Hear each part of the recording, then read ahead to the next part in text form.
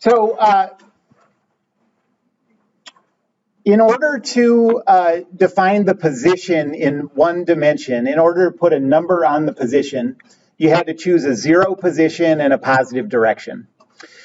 In 2 dimensions, the equivalent of that, so the 2D equivalent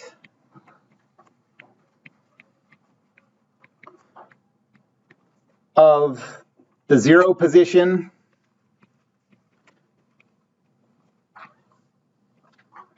and the positive direction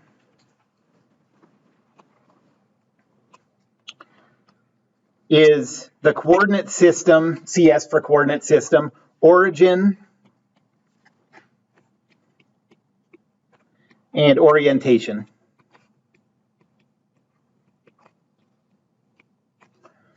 So if you have an object, say this is the object, whatever it is, silly putty, and you want to know what its position is, first you have to choose where the origin is of your coordinate system. Then you have to choose how that coordinate system is oriented. And once you do that, the position vector is the vector that goes from the origin to the object. And since you've defined the directions of the coordinate axes, you can put this in components and do math with it. Okay?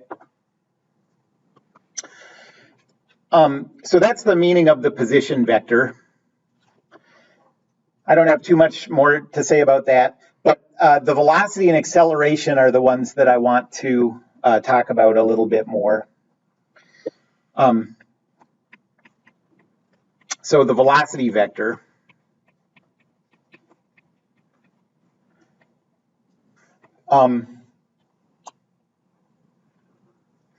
The units are the same as it was in one dimension. So for SI units, it's meters per second. Here are the, 5 important things that you need to remember about the velocity vector.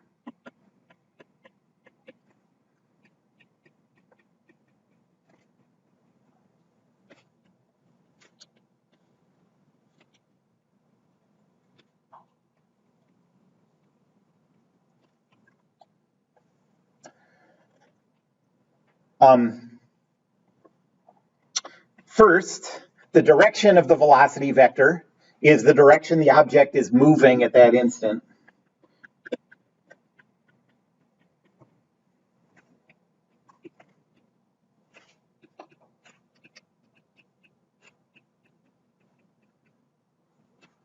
That's, a pretty straight analogous to the velocity in 1D, where if the object's moving in the positive direction, it's a positive velocity. If it's moving in the negative direction, that's a negative velocity, okay? Now in 2D, the direction of that vector tells you the direction the thing is moving.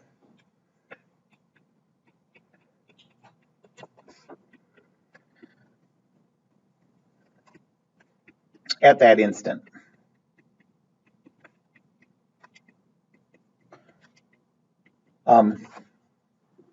And in fact, if you draw the path that the object is traveling,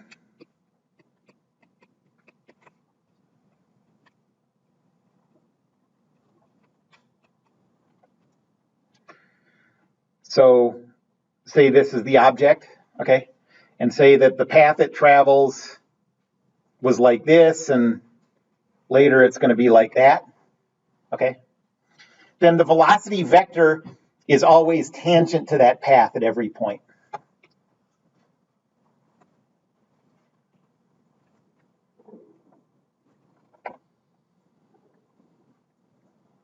So to draw a tangent, so if the object's going like this,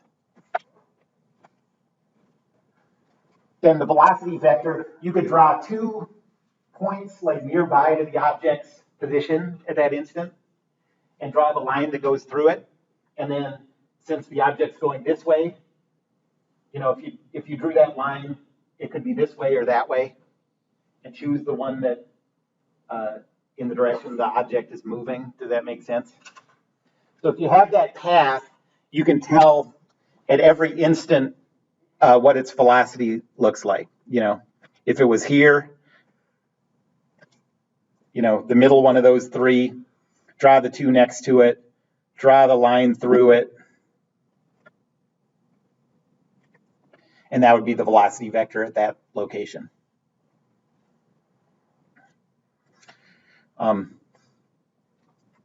So the velocity vector is always tangent to the path. I'm going to say this a few times over the next couple weeks, I guess. But this is really important to keep these things straight. It'll really mess you up if you get these things confused. We're going to see a couple of different types of drawings that can look very similar. One is in 2 dimensions, the path of the object. Okay. The other that can look like this is a position versus time graph in 1 dimension. Okay. So when you see a curve like this in space, you need to ask yourself, am I looking at a 2-dimensional, the path of a 2-dimensional object, or am I looking at a position versus time graph of a 1-dimensional motion? Okay. The interpretation and everything is completely different, even though that they can sort of look the same. But what we have here is like if you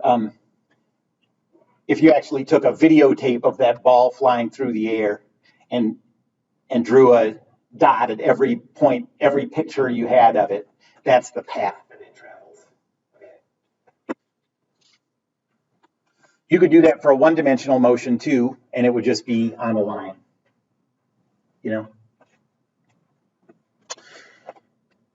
Okay, so that's the first thing. The direction is the direction the object's moving, and it's always tangent to the path. The second thing is the length of the velocity vector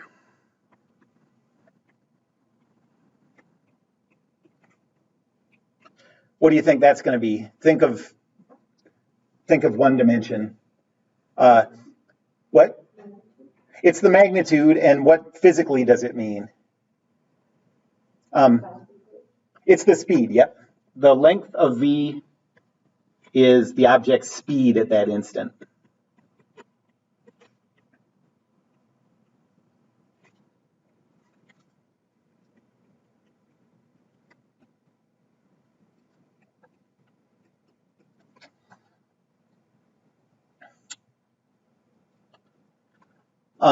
Often in problems, you'll have to calculate a velocity from a speed and an angle. So number 3, we'll often need to calculate v, whether it's initial velocity or final velocity, given a speed and an angle.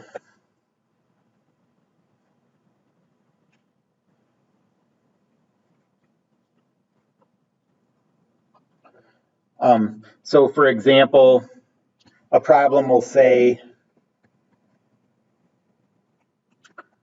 an object is launched at a speed of 20 meters per second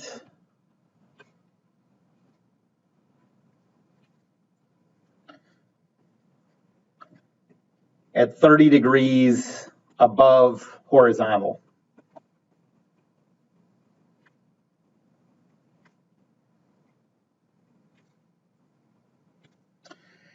And what that means is if you have a coordinate system like this, usually we're going to choose our y-axis to be up and our x-axis to be horizontal one way or the other.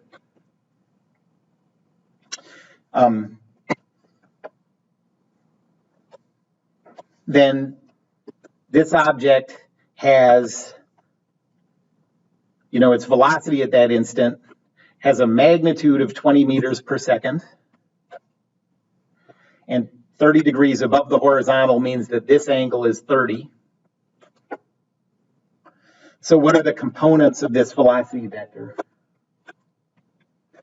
You'd multiply 20 times cosine and sine of 30.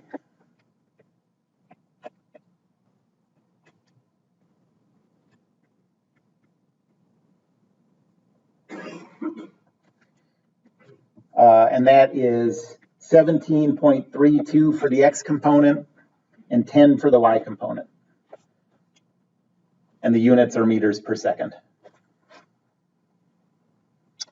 So that's just a pretty common thing. The way problems are going to come up, you're going to have to come up with the components from the angle and the speed.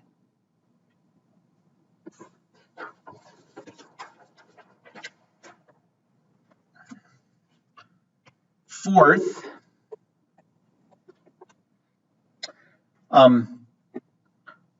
for a coordinate system where the y-axis is up, and that's the one that I'm going to say you should always use for free fall problems.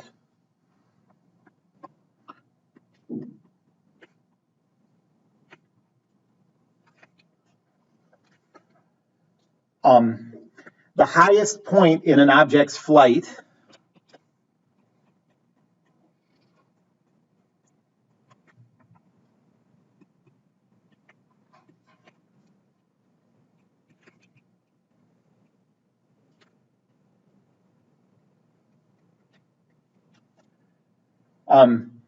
is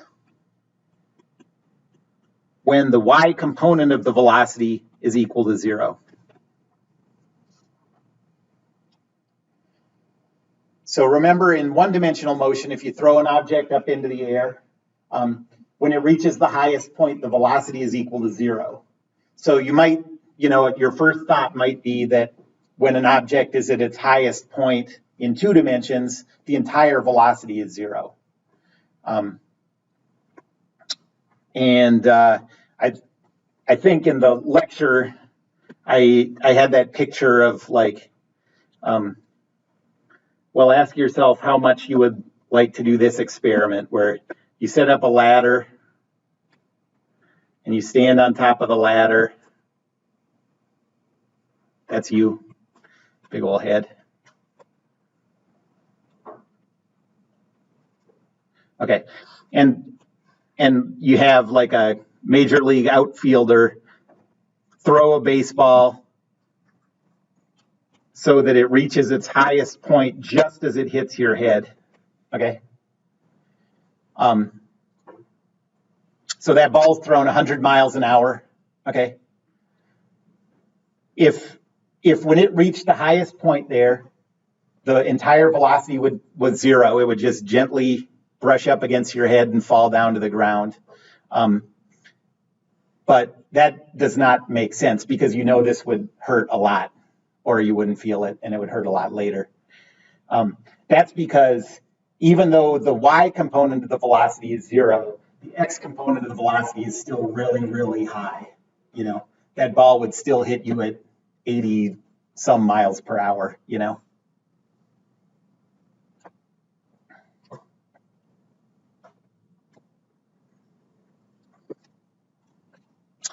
And then the fifth thing is if an object is released from or dropped, if a problem says this object is released or dropped from something else, from a vehicle or whatever, at the instant it's dropped,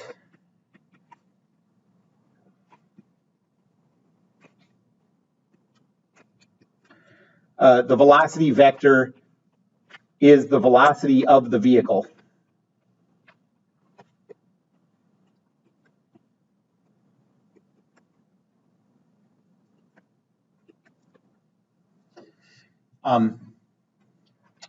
So if you can imagine like a sort of a ball cannon kind of thing, imagine a tennis ball machine, and it's a meter off the ground, okay, and it shoots a tennis ball horizontally. And imagine that a car drives up beside the tennis ball machine at exactly the speed that that tennis ball machine shoots the ball. Okay, say it's 50 miles an hour or something. You follow what I'm talking about? And just as the car goes by, the tennis ball machine shoots the other ball. And just as it shoots the other ball, the person in the car drops a tennis ball. Okay, so there's these two tennis balls. One is just released from the window of a car, and one is shot out of a tennis ball machine. Their paths to somebody watching is going to look exactly the same. Okay, being released from a car going 50 miles per hour horizontally causes exactly the same motion as being launched at 50 miles per hour horizontally from the ground.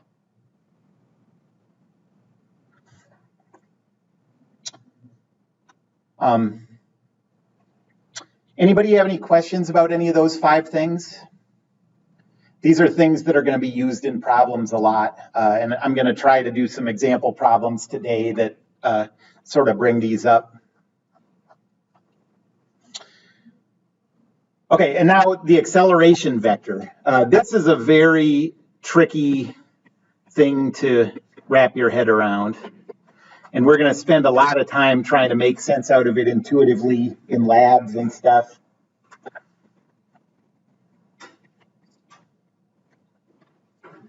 What are the SI units for the acceleration vector? Yep, it's the same as one-dimensional acceleration, meters per second squared.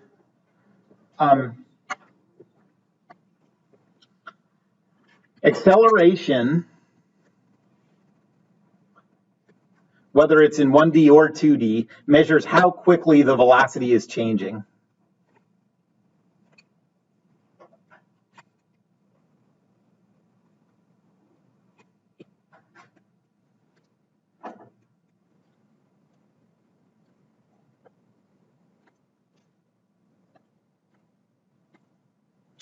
One thing that means is that if the velocity is constant, if the velocity isn't changing, the acceleration is 0. Those mean the same thing, 0 acceleration and constant velocity.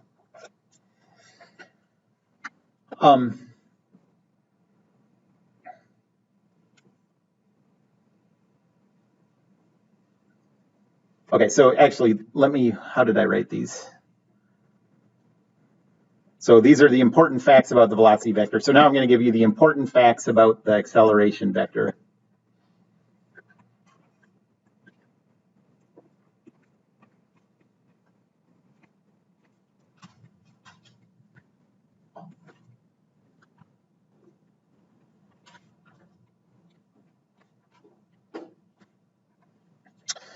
The first one is what I just said. Constant velocity and 0 acceleration mean the exact same thing.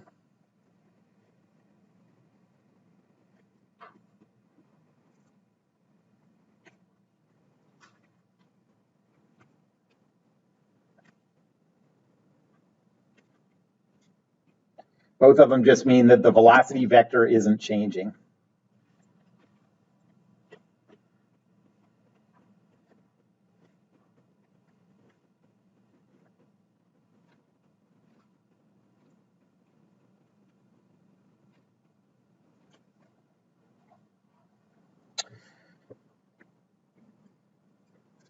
The second important fact is in one dimension, the only way you could have non-zero acceleration is for something to be speeding up or slowing down, okay? And you know something's speeding up if the acceleration and velocity are in the same direction, and you know it's slowing down if they're in opposite directions, okay? So in 1D, non-zero acceleration means the speed is changing.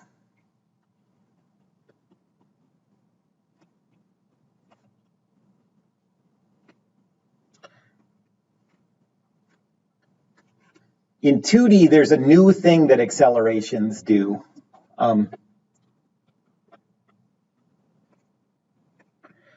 In 2D, non-zero acceleration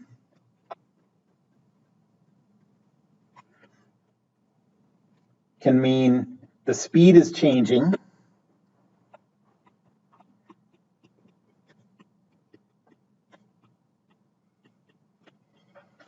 and or, this is the new part, the direction is changing, so the object is turning.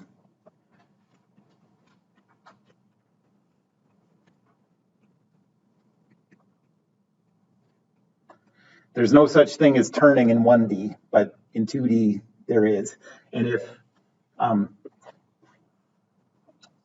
at one instant a velocity vector is this way, and at the next instant the velocity vector is turned a little bit, that means the velocity vector is changing, right? It's not constant, it's not the same vector, and that means there has to be acceleration, okay?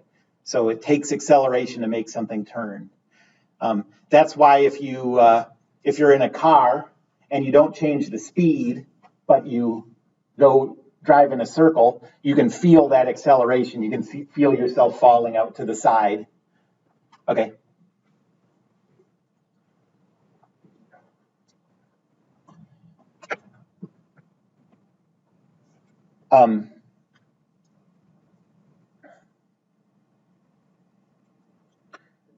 Third,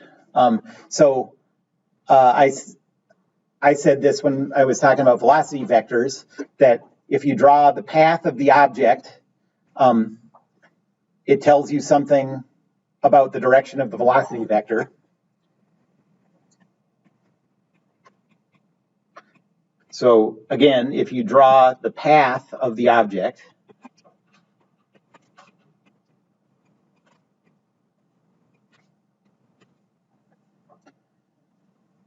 come back.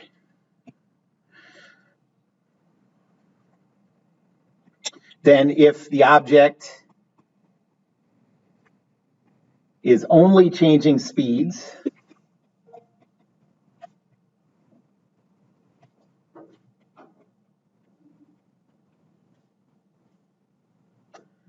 the acceleration vector is tangent to the path,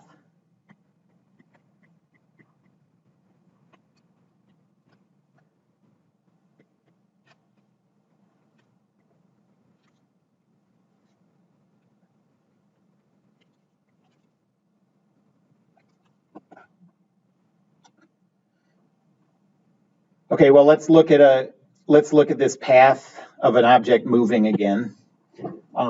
So think of this being the object's path. Something that's tangent to it can go this way or that way at that instant. If an acceleration is tangent to the path in the same direction as the velocity vector, in the same direction it's going, would you guess that means it's speeding up or slowing down? Speeding up, just like in 1D. And if it's tangent but going in the opposite direction of the velocity, that means it's slowing down.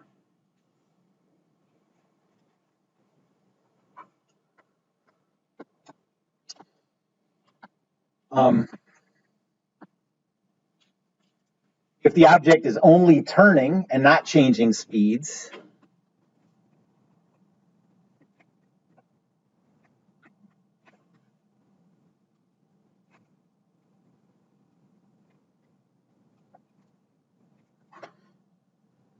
then the acceleration vector is perpendicular to the path.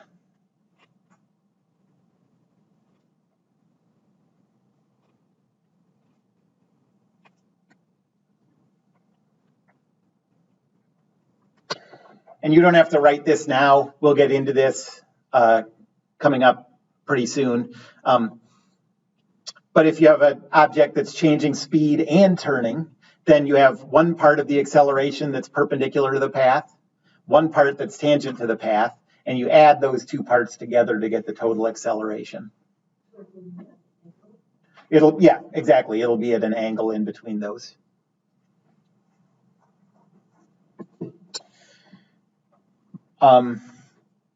Any questions about any of those? So those are, to me, the key things to keep in mind when you're talking about velocity vectors and acceleration vectors. Okay, so now we're going to get into the constant acceleration equations. Question?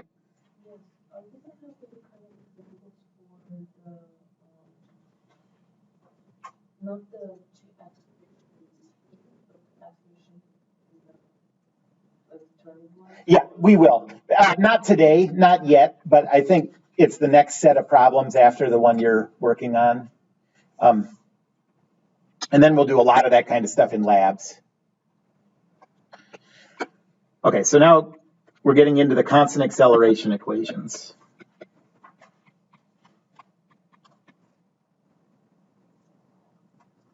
And remember in 1D, we had 3 total constant acceleration equations, and there were 6 total variables.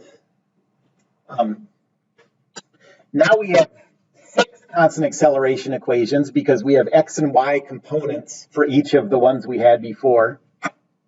And instead of 6 variables that are possible, we have 11 variables. So it's more of a bookkeeping challenge, but the process is really similar. So let me write out the equations first.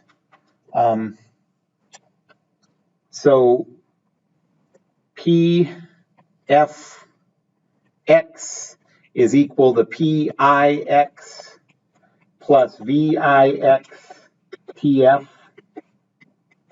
plus 1/2 AX TF squared. So notice that all the things that have directions, we have to be talking about what component it is. Time doesn't have a direction, and so that's still just time final. It doesn't have an x or a y.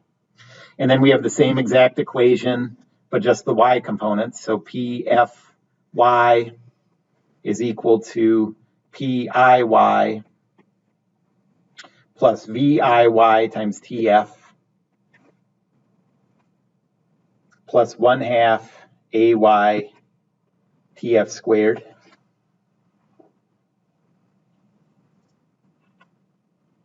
And hopefully you see how that's exactly the same as the one-dimensional version. It's just the stuff that has directions, you have to specify a component.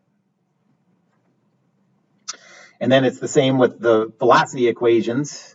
So Vfx is equal to Vix plus AX TF. And the y version, Vfy, is equal to VIY plus AY TF.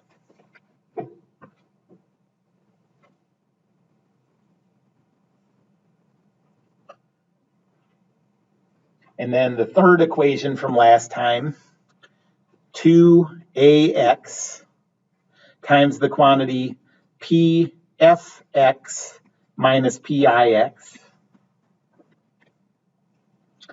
is equal to VFX squared minus VIX squared.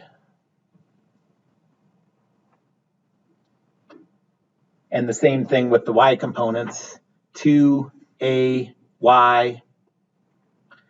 times the quantity PFY minus PIY is equal to VFY squared minus VIY squared. So those are the 6 equations.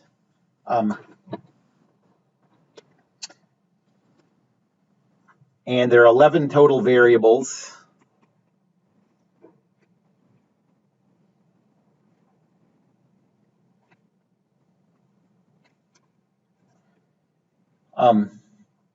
Those are TF, AX and AY, PIX and PIY, PFX and PFY, VIX and VIY, and VFX and VFY. 1, 2, 3, 4, 5, 6, 7, 8, 9, 10, 11. So just like in 1D, you can just go through that list of variables to make sure you're remembering to address everything. It's just a longer list because you have a lot of them that have components.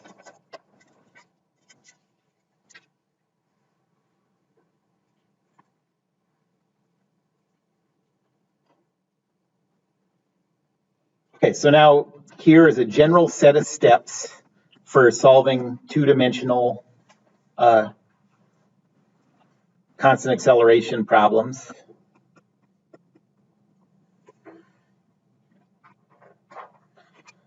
For constant acceleration problems in 2D.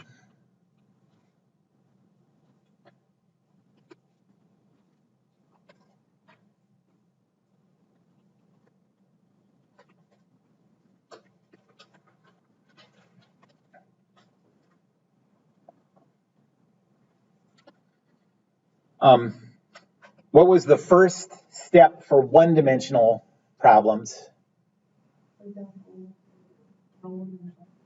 Before that, you have to choose a time equals 0, a time final, a position equals 0, and a positive direction. And so we're going to do the two-dimensional version of that. You still choose a time equals 0 and a time final, because those are the same, and time is the same in 1D and 2D.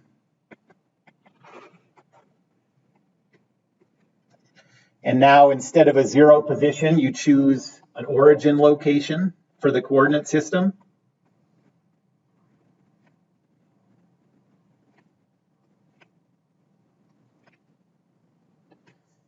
And instead of choosing a positive direction, you choose a coordinate system orientation.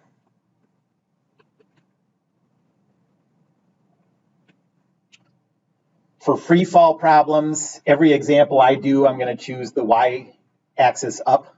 And I think it's a good habit to get into, to just do it the same every time. You don't have to do that, but whatever you choose, I would just do it every time. And you might as well do it the way I'm doing it, I suppose, because that's what the examples are going to look like. So I'll always choose the y-axis up for free fall problems.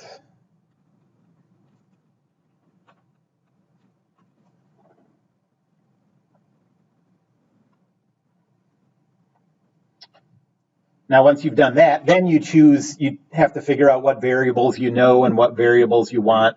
This is when you go through that longer list. So go through TF, AX, AY, I'm not going to write it all again, but PIX, and so on. Go through that whole list of 11 variables and think about which ones you know and which ones you want.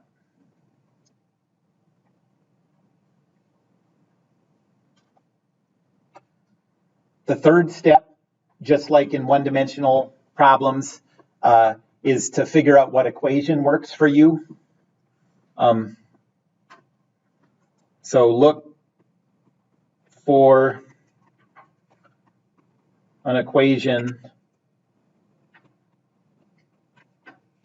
with the variable you want.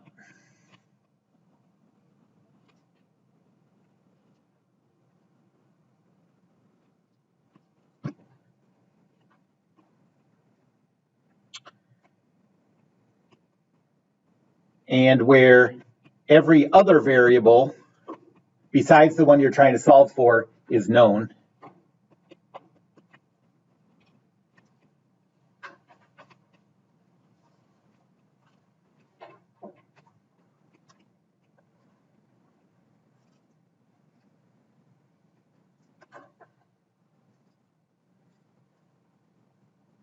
And then the last step, this comes up pretty often in 2 dimensions.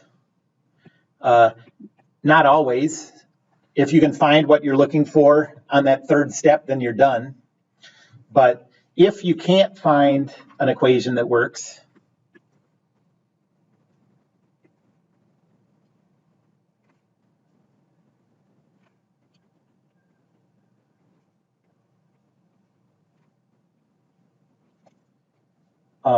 Try solving for TF.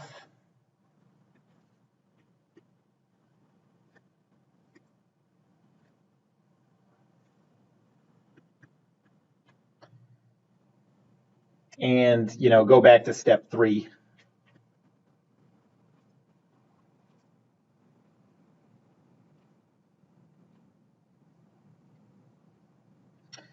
The reason it's usually TF that you need to solve for is because that's the one variable. Since every other variable in that list has an X and a Y components, none of those variables cross from an X component equation to a Y component equation.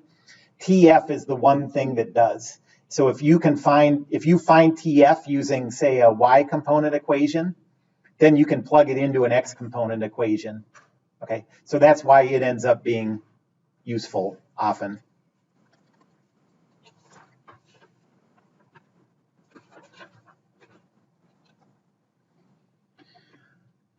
Any questions about any of that?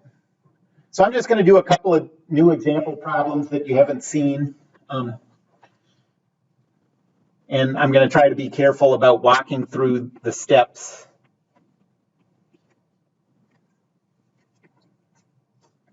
Okay, so this first one is a moving walkway, like at the airport.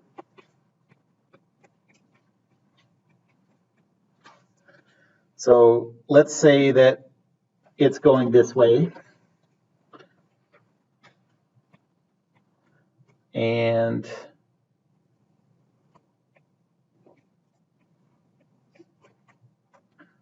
that's a crazy hand. It's a ghost. So let's say that it's going, the walkway is moving.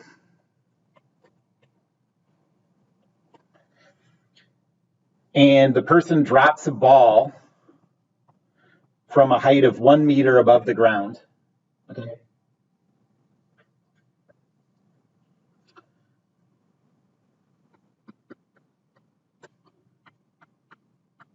How far does the ball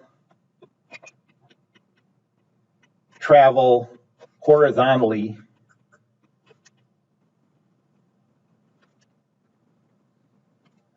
before it hits the walkway?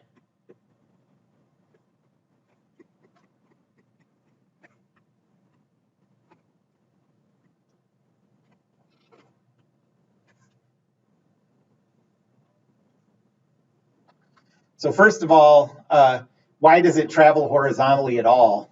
Oh, I have to give the speed of this. Let's say that the walkway is moving at 3 meters per second. Okay. So why does that ball travel horizontally if the person's just dropping it? So, yeah. Yeah, exactly. And remember that I said, if something is dropped from a vehicle, anything that's moving, at the instant it's dropped, its velocity is the same as what it's dropped from that vehicle. So this person standing on a walkway and letting go of that ball has the exact same effect as if that ball were pushed at 3 meters per second horizontally out of a, sort of a weak little launcher. It gets a little confusing because it wouldn't look like it to the man. Like if that man, before he drops the ball, drew a red X on the walkway underneath him and then dropped the ball, that ball would land right on the red X. To him, it looks like it's still. But to somebody who's standing, who's not on the walkway and standing, it looks like this ball starts out going horizontally at 3 meters per second. Okay.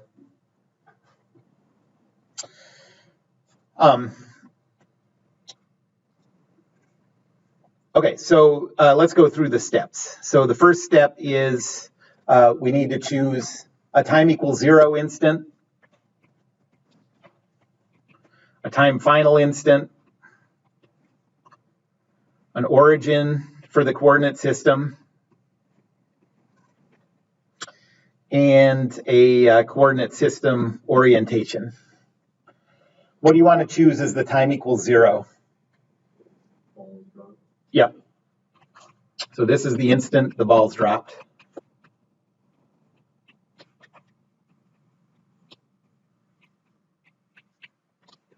And time final. Yep. The instant right before it hits the walkway.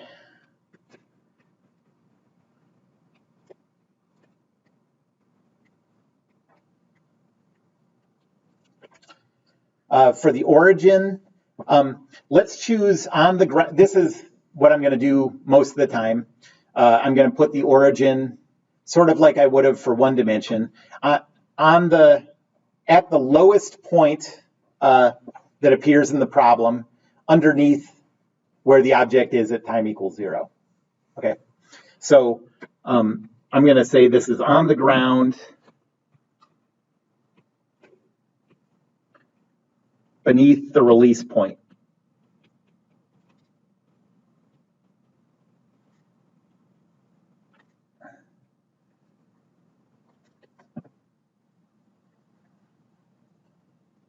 Okay. And then for the coordinate system, I said I'm always going to choose the y-axis up. So we just have to figure out what direction we want the x-axis to go. Let's make the x-axis, so the x-axis has to be horizontal, that means. Let's put it in the direction that the walkway is moving, okay?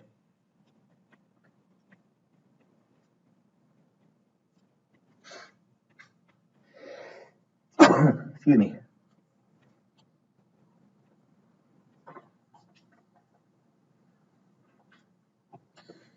So the coordinate system, at the instant the ball's dropped, this is the coordinate system. Well, I guess it's underneath where the ball was dropped. So really, I suppose it's here.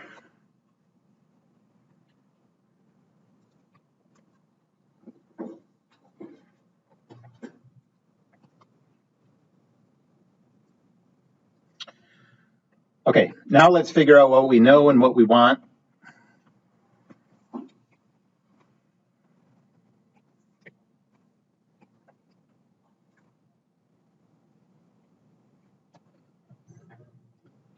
I'm going to just go through those 11 variables in order. Do we know time final?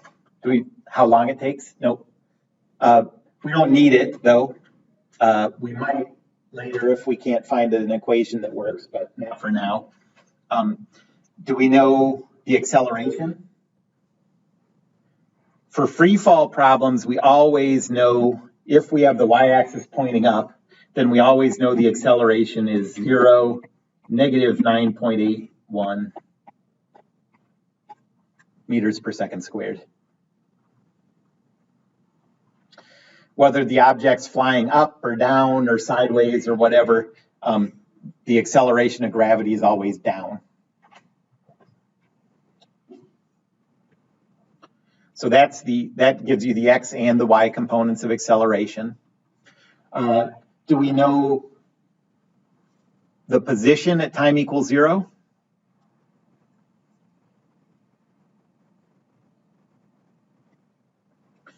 Well, if you look at the picture, at time equals 0, the instant he releases it, the x component is 0,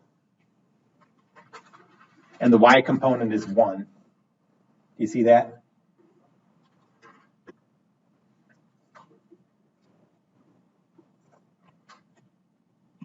You can think of that as the coordinates of the object at the instant that time is equal to 0. Do we know anything about P final?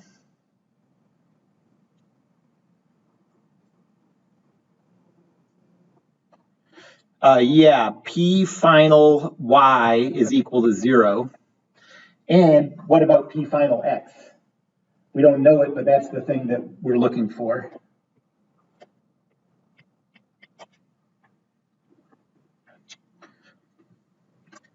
Do we know the initial velocity? The velocity when time is equal to 0?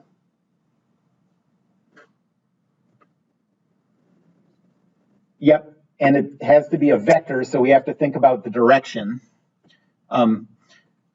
So if this is the coordinate system,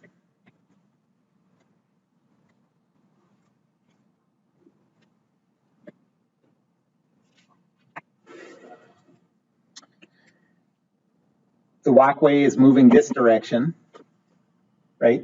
It has a magnitude of 3 meters per second. It's along the positive x-axis. It doesn't have any component along the y-axis. You can think of that as an angle of 0. Okay? And so that's just going to be 3, 0.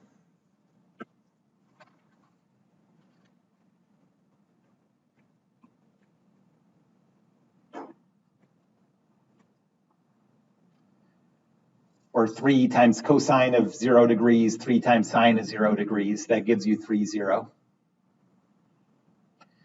Do we know anything about the final velocity?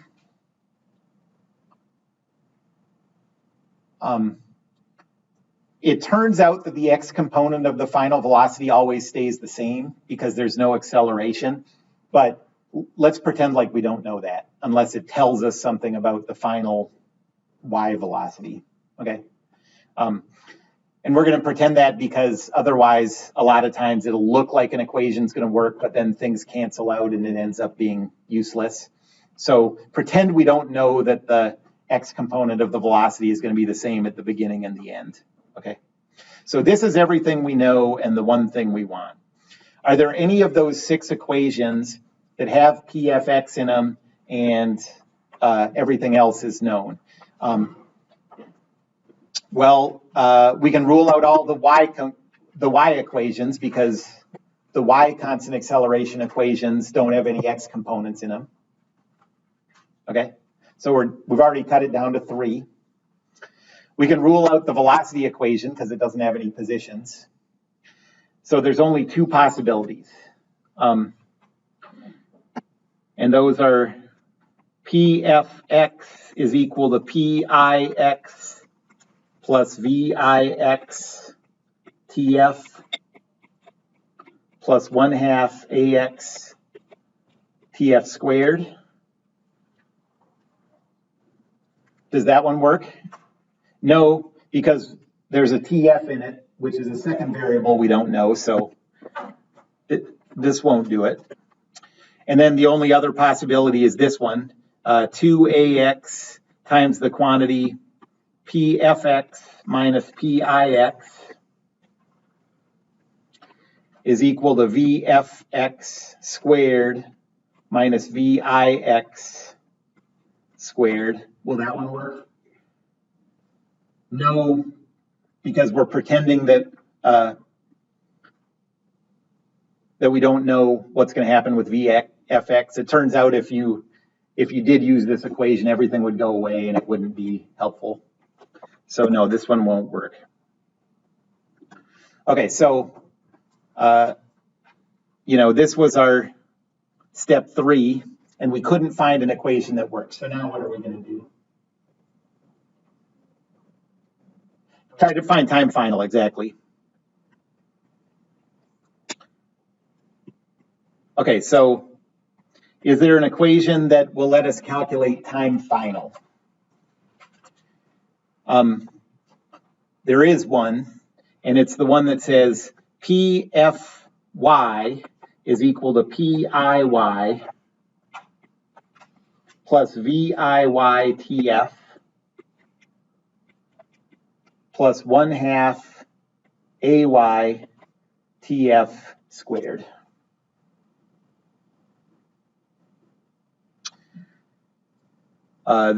So plug in the values, you get 0. Oh, and I didn't mention this, but I'm done making you keep track of your units through your calculations now. I wanted you to spend a little time seeing it worked, but now in 2D, you can just plug in numbers. Just be careful that your units all match. So get it into SI units first. But 0 is equal to 1 plus VIY was equal to 0. So this whole second term goes away. Plus 1/2 times negative 9.81 times TF squared. And now you're going to solve this equation. So 9.81 TF squared is equal to 2.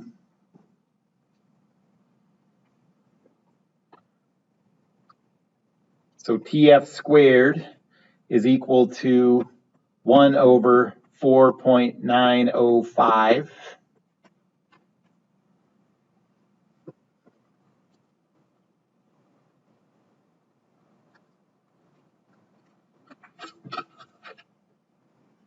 Take the square root.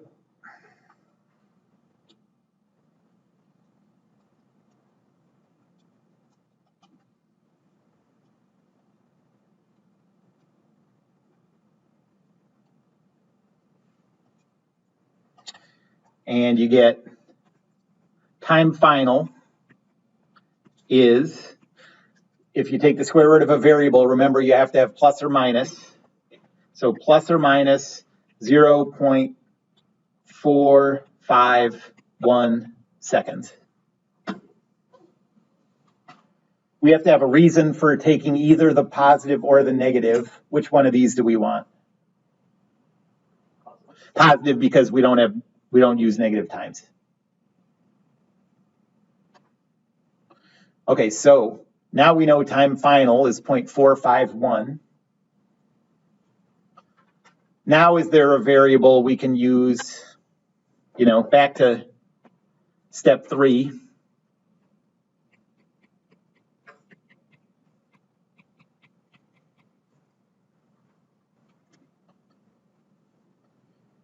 Is there an equation we can use now that we know time final and we still know all the stuff we did before?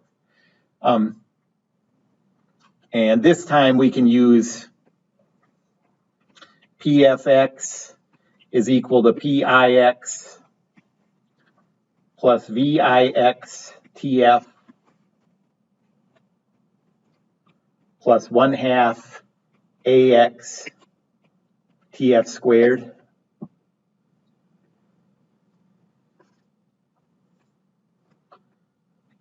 So PFX is equal to 0 plus 3 times time final, which is 0.451, plus this. What's the x component of the acceleration? 0. So this term is all 0.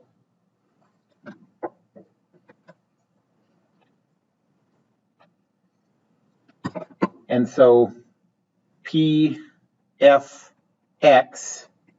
is 1.35 meters.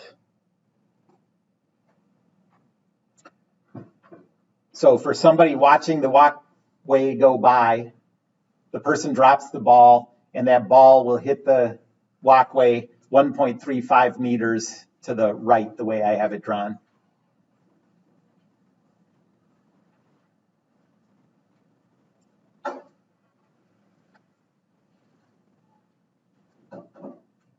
Any questions about that?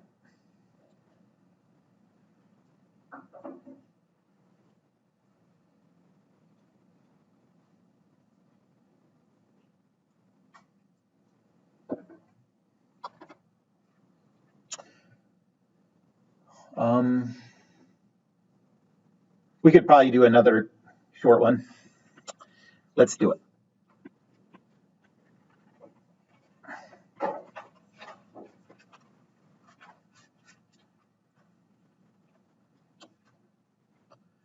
So let's say that an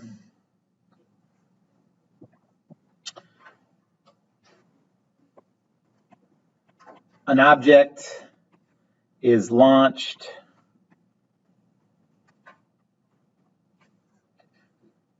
at a speed of 30 meters per second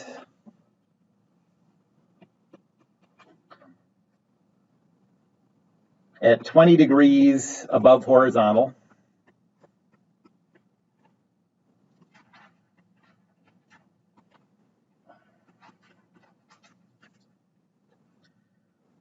From the ground.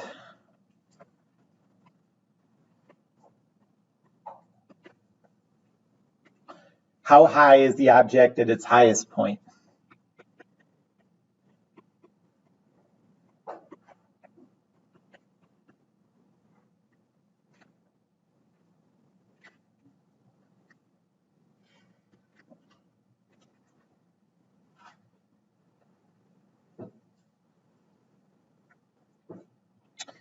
Okay, so let's see what this looks like. So if this is the ground and this thing, that's the tip of the gun or whatever that's going to shoot it. And it's going to shoot it at an angle of 20 degrees. It'll follow a path like that. And we want to know what the height is, you know, that H there, when it's at its highest point.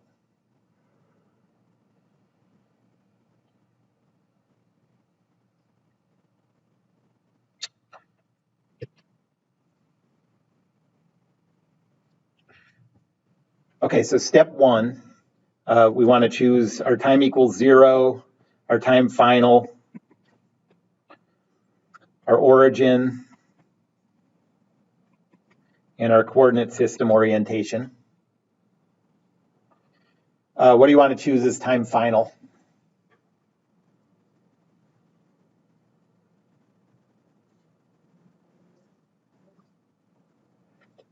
Oh, I said time final, didn't I? Yeah, you're right. The time final is going to be when it reaches the highest point. What do you want to choose as time equals 0?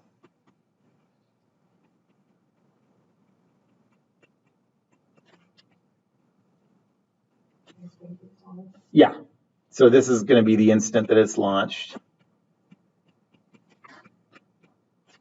And for these two, I'm just going to show it above in the picture. So I'm going to put them, I'm going to put the coordinate system on the ground with y-axis pointing up and x pointing in the direction of motion.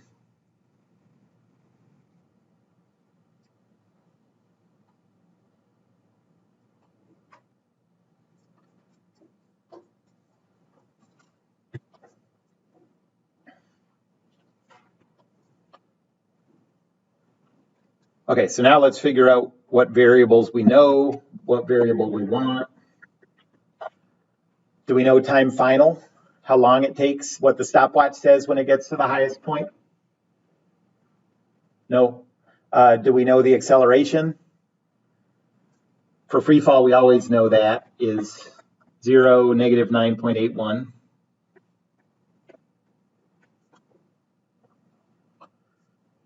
Do we know the initial position? Yep, that's right. So that's 0, 0. Do we know anything about P final?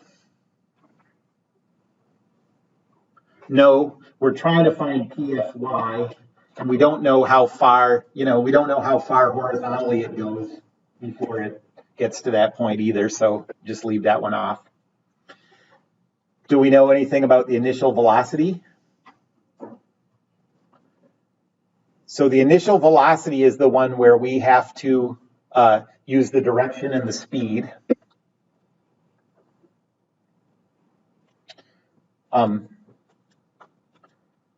It says that the speed is 30 meters per second and the angle is 20 degrees above horizontal. So that magnitude is 30. This angle is 20.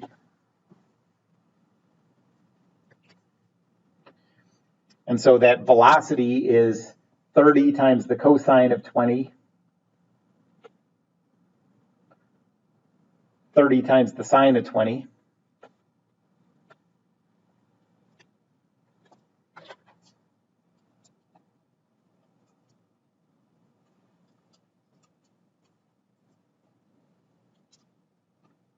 I'm in radians.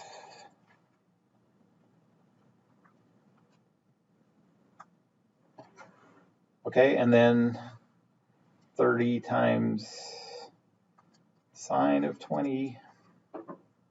Okay, so you get 28.19 and 10.26.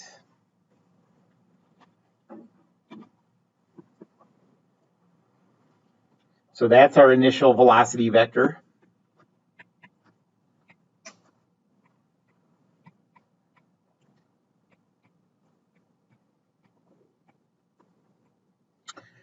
And then the last one, do we know anything about the final velocity?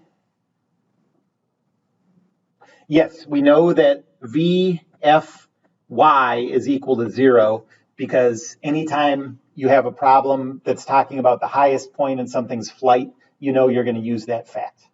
Okay. All right, is there an equation now that works to solve for PFY? I think the one that works is 2 AY times the quantity PFY minus PIY is equal to VFY squared minus VIY squared.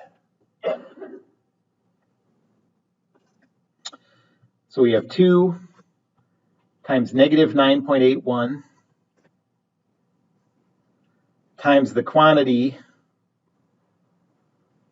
PFY, which we're looking for, minus 0, is equal to 0 squared minus VIY is 10.26 squared.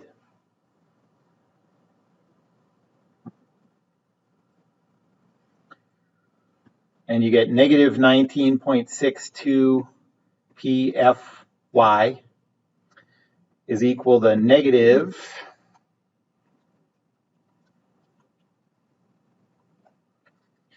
105.27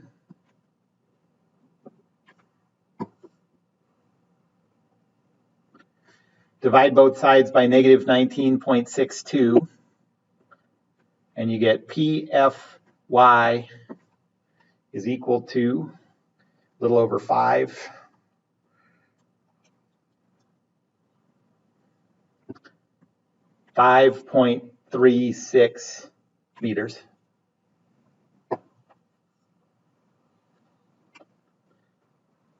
So it gets to a height of about 18 feet or just under 18 feet high.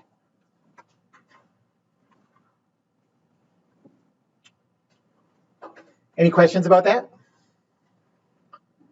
Okay, that's it for today.